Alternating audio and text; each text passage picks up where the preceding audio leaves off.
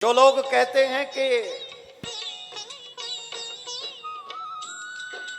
ये अंधविश्वास फैला रहे हैं, कमरे में बैठे हुए लोग क्या जाने कि विश्वास किसको कहते हैं और अंधविश्वास किसको कहते हैं। जिन्होंने कभी अपने माँ बाप पे, अपने धर्म पे, अपने भगवान पे विश्वास न किया हो, उन्हें क्या पता बालाजी का विश्वास क्या होता है।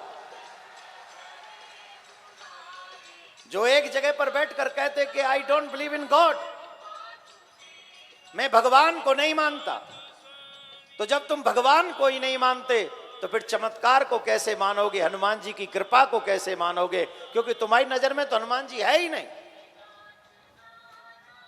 और जिनकी नजर में नहीं है वो नहीं जान पाएंगे कि बालाजी क्या है, कृपा किसको कहते हैं। जय जय जय हनुमान गुसाई, कृपा करो गुरुदेव की नाही।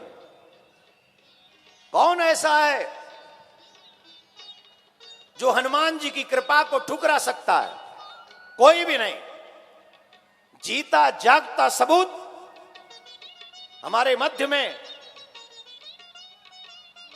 व्यासपीठ पर विराजमान हमारे पूज्य भाई श्री है, जो हमारे अनुज हैं, जो बागेश्वर धाम बालाजी महाराज की कृपा के पूर्ण कृपा पात्र हैं, जो आज हमारे मध्य में, देखिए ना, यहां से जहां तक जा रहे नजरे सरीसर नजर आ रहे हैं। अब जिनकी खो पड़ी, किसी के होता है सर और किसी की होती है खो पड़ी। सर तो झुकने के लिए है, पर जिनकी खोपड़ी, खोपड़ी का मतलब है जो खोई पड़ी, वो है खोपड़ी। जिनकी खो गई है और कहीं पड़ी है, वो क्या जानेंगे कि बालाजी महाराज का क्या कृपा है और क्या चमत्कार है।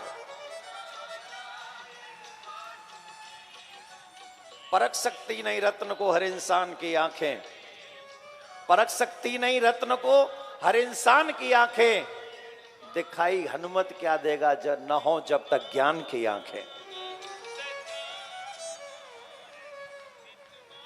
मैं बार बार व्यासपीठ को नमन करता हूं। मुझे पता है कि आप महाराज जी को सुनना चाहते हैं, लेकिन इतने बड़े सनातनियों के बीच में कल जो हमने एक संकल्प लिया है, उस संकल्प को व्यासपीठ के आगे दोहराते हुए अपनी वाणी को विराम दूंगा। वो संकल्प है कि जैसे भगवान श्री राम का मंदिर निर्माण हो रहा है, कोर्ट के माध्यम से जैसे भगवान श्री राम आजाद हो गए हैं, हम और आप सनातनियों को मिलकर एक ऐसा कार्य करना चाहिए जिससे अब हमारे भगवान श्री कृष्ण भी आजाद हो जाएं। मैं एक बात पूछना चाहूंगा, अगर हमारे घर का कोई सदस्य, हमारे घर का कोई सदस्य कारागार में कैद हो, क्या हमें रोटी अच्छी लगती है? क्या हमें कोई कपड़े नए पहनने का मन करता है? जवाब देते जाइएगा। सिर्फ कथा सुनने को हिंदू नहीं कहते। फेसबुक पे, व्हाट्सएप पे, सोशल साइट पे हिंदू बनना बंद करो। अगर हिंदू बनना है तो दिल से हिंदू बनो, और जब दिल से हिंदू बनोगे तो कृष्ण जन्मभूमि बनने से कोई नहीं रोक सकेगा। हमारी प्रॉब्लम ही यह है, टीवी पे हम हिंदू बनेंगे, फेसबुक पे हम हिंदू बनेंगे, सोशल साइट्स पे हम हिंदू बनेंगे, और घर में सुबह 12 बजे तक बिस्तर नहीं छोड़ेंगे, माथे पे तिलक नहीं लगाएंगे, गले में कंठी नहीं पहनेंगे, अपने माता पिता के पैर नहीं छुएंगे। इसलिए दिखावे के लिए नहीं, सच्चाई के लिए हिंदू बनना पड़ेगा, सनातनी बनना पड़ेगा, और अपनी आवाज जैसे और लोग उठाते संविधान के अनुसार, वैसे हमें भी अपनी आवाज उठानी पड़ेगी। जितने भी लोग यहां बैठे, एक बात समझ लीजिए, बिना रोए तो मां भी दूध नहीं पिलाती। याद रखना, अगर तुम मांगोगे नहीं तो तुम्हें कृष्ण नहीं मिलेंगे, कृष्ण भूमि नहीं मिलेगी, काशी नहीं मिलेगी। अगर मांगोगे तो जैसे राम मिल गए हैं वैसे कृष्ण भी मिल जाएंगे, इसमें कोई दो राय नहीं। इन 26 साल के कथाक्रम में भगवान ने मुझे बहुत दिया है। भारतवर्ष में, भारत के बाहर सनातनियों ने मुझे बहुत दिया है। इतना लाड़ प्यार, इतना दुलार, इतना अपनापन दिया है। मुझे लगता है कि मेरे बाद अगर इतना किसी को मिला है तो मेरे भाई को मिला है। और मैं चाहता हूं कि भगवान जितना मुझे मिला है, आप लोगों का प्यार, स्नेह, उसके हजारों गुना मेरे भाई को और मिलता चला जाए। लेकिन आज मैं आपसे एक बात करने आया हूं। कल हमने ये संकल्प लिया है, एक राष्ट्रव्यापी आंदोलन करेंगे और एक ऐसा आंदोलन करेंगे कि 100 करोड़ हिंदुओं को यह पता चले कि हमारे कृष्ण अभी बंदी गृह में है। आप जानते हैं, जहां पे गर्भगृह है, जहां भगवान का जन्म हुआ है, वहां कोई व्यक्ति दर्शन करने नहीं जा सकता। आपको मालूम है ये बात? उसके ऊपर गुम्मद बना हुआ है, वहां कोई दर्शन करने नहीं जा सकता। वहां मिलिट्री के हजारों लोग उस जगह की रक्षा करते, सुरक्षा करते। अगर आज मैं कह दूं ना यहां से कि कल मैं गर्भगृह के दर्शन करने जाऊंगा और वहां पूजा करूंगा, मैं दिल्ली एयरपोर्ट से निकलूंगा नहीं, उससे पहले चारों तरफ मेरे पुलिस होगी। तो बताओ, जब मेरे भगवान की हालत हो तो तुम नए कपड़े कैसे पहन सकते हो? तुम भोजन कैसे चैन से कर सकते हो? जब मेरा भगवान अरेस्टिंग हो, मेरा कृष्ण सैनिकों के देख रेख में हो और हम लोग आराम से बैठकर रोटी खाएं।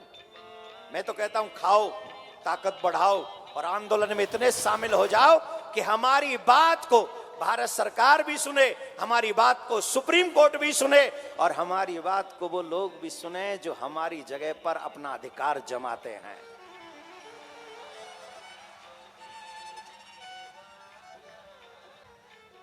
जोर से बोलना पड़ेगा। जो बोला करो जोर से बोला करो, धीरे मत बोला करो। दुल्हनों का अभी ब्याह होके आया, बोलोगी तो सास लड़ोगी, सास लड़ जाएगी तुमसे। अरे इतने जोर से बिंदास बोलो कि तुम यहां बोलो और आवाज 57 कंट्रियों में पहुंच जाए कि अब हिंदू जाग रहा है, सनातनी जाग रहा है। इतनी जोर से आवाज होनी चाहिए तुम्हारी। और जोर से बोलना पड़ेगा, और जोर से बोलना पड़ेगा, और जोर से बोलना पड़ेगा। अब बताइए कौन कौन उस राष्ट्रव्यापी आंदोलन में मेरा साथ देंगे, मेरे भाई का साथ देंगे? देखो, मैं अलग नहीं हूं, भाई अलग नहीं, हम दोनों एक ही हैं। और अब एक नहीं है, एक और एक क्या है? तुम ही तुम हो तो क्या तुम हो, हम ही हम हैं तो क्या हम हैं। आनंद आएगा जब हम और तुम मिलेंगे और 11 हो जाएंगे और हम भाई मिलकर 11 हो गए हैं। और सच मानिए, मैं आपको विश्वास दिलाता हूं, मैं तब तक चैन की नींद नहीं सोऊंगा जब तक अपने कन्हैया को उस कारागार से, एक कारागार वो थी जहां कंस ने बनाई थी, आज कारागार वो है जो कुछ दुष्ट प्रवृत्ति के लोगों ने आक्रमण करके मथुरा के ऊपर हमारे कृष्ण के मंदिर को तोड़कर हमारी सनातन धर्म की छवि को तोड़ने का काम किया था। जब तक उन्हें मुंह तोड़ जवाब नहीं दे देंगे, सच मानिए मैं चैन से नहीं बैठूंगा, चाहे उसके लिए कोई कीमत चुकानी पड़े।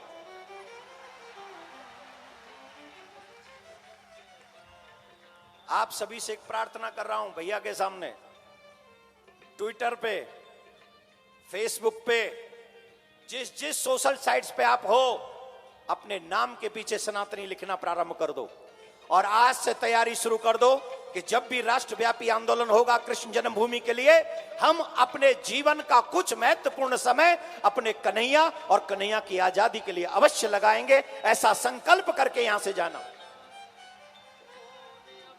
कौन कौन कर रहा है ये संकल्प कि हम उसमें समय देंगे अपना?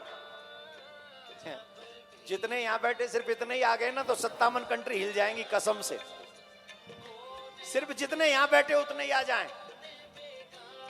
और मुझे पता है जिस दिन वो आंदोलन प्रारंभ होगा, इतने नहीं आएंगे, इसके हजारों गुना आएंगे। मुझे मेरे कन्हैया के भक्तों पर विश्वास, हनुमान जी के भक्तों पर विश्वास है। हम लोग बालाजी महाराज की शरण में बैठे हैं, मुझे बता दीजिए हनुमान जी महाराज का काम क्या था? बताइए क्या काम था हनुमान जी का? रुक जाओ, ए फोटोग्राफर रुको, हमको बताओ हनुमान जी काम क्या करते थे? जब जब भगवान पर संकट आया तब तक संकट मोचन बनकर श्री हनुमान जी महाराज राम जी के जीवन में आए। लक्ष्मण जी को शक्ति लगी, संजीवनी कौन लाए? जोर से बोलो। सीता जी का हरण हुआ, पता करके कौन लाए? रावण अहंकारी हुआ तो लंका किसने जलाई? सुसैन वैद्य को लेकर कौन आया? जोर से बोलो। रावण को एक ही मुक्के में महाराज जी सुनाते वो कथा, क्या डिग्री का महाराज जी, वो क्या डिग्री का था वो? हाँ वो वाला 160 डिग्री। अभी सुना दिया कि सुनाएंगे एक दिन? अभी नहीं सुनाया महाराज जी, सुनाना वो एक दिन में सुनूंगा, मैं भी सुनूंगा, बता देना मैसेज करके कितने बजे वाला। वो कौन सी इतनी डिग्री का पता नहीं, 160 डिग्री बताते महाराज जी। ब्रह्मा जी को आके बताना पड़ा कि थोड़ा डिग्री कम करो। मैं अभी नहीं बोलूंगा, वो तो महाराज जी बताएंगे। इनका बताने का वो जब बुंदेलखंडी में बोलते हैं ना, वो डिग्री घटाते हैं। वो डिग्री घटाने का style I like it, I love it. Degree घटा, दुनिया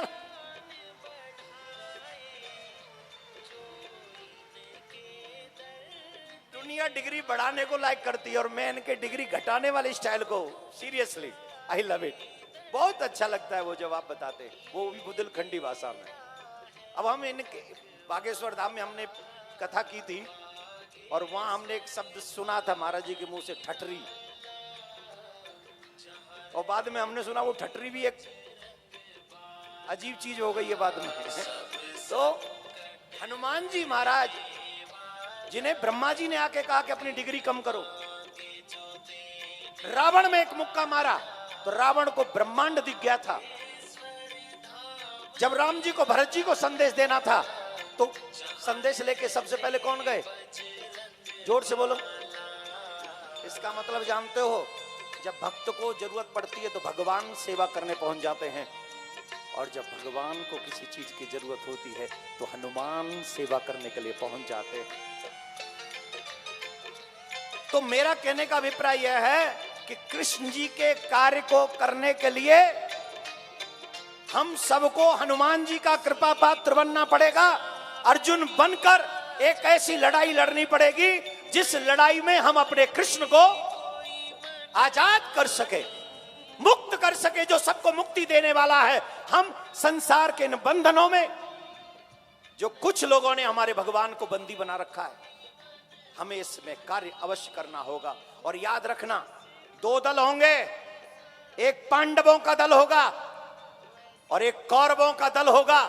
ये हमें और आपको सुनिश्चित करना है कि हमें पांडवों के दल में खड़ा होना है कि हमें कौरवों के दल में खड़ा होना है। लड़ाई एक बार फिर होगी, महाभारत एक बार फिर होगा, कृष्ण का सुदर्शन एक बार फिर चलेगा और वो सुदर्शन चक्र फिर से एक बार सत्य की विजय करवाएगा और पुनः धर्म जीतेगा और पुनः हमारे सनातनी आजादी में अपने कन्हैया की पूजा मथुरा में चलकर करेंगे। इसमें कोई दो राय नहीं।